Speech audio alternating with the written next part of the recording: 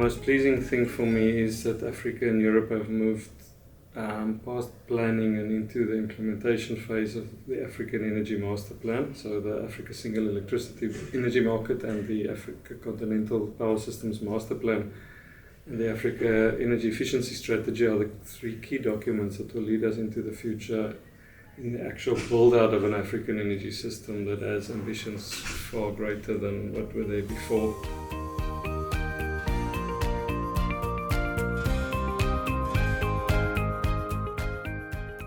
So I have been working for the last 15 years with the African Union Development Agency in Johannesburg, South Africa. And in that 15 years, it has spanned a number of different areas of work. Initially, I started working very much in the ICT sector, looking at issues around digital transformation.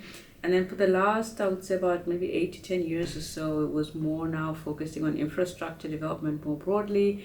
And that is also then how I found myself perhaps more actively working in the energy sector. I think what I like about the AEP is that you have the dialogue side of things, which is very important in terms of maintaining that dialogue, maintaining the exchange of information. You then also have the capacity building aspect and capacity strengthening aspect of it that also then looks at how do we better support the different actors in terms of them being able to be active participants in that. And then the creation of knowledge and how we create knowledge and then more importantly, how do we take that knowledge to the relevant stakeholders.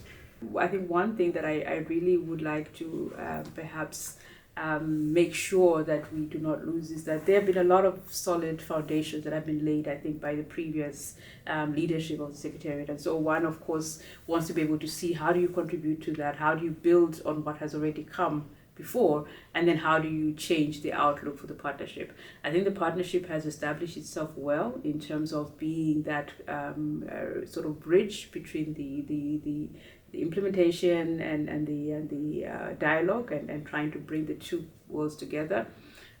What I would like to be able to see is how does one continue that, but how do you expand the idea of dialogue? I think that the dialogue between policy and political actors is important, but then the question is how do you extend that dialogue to other actors that may not necessarily be in that political realm, but that still have a bearing on what happens in the sector. So how do we expand the idea of dialogue and who we're talking to and who we're communicating with and making sure that the right information is reaching the right people in the right way at the right time. So that's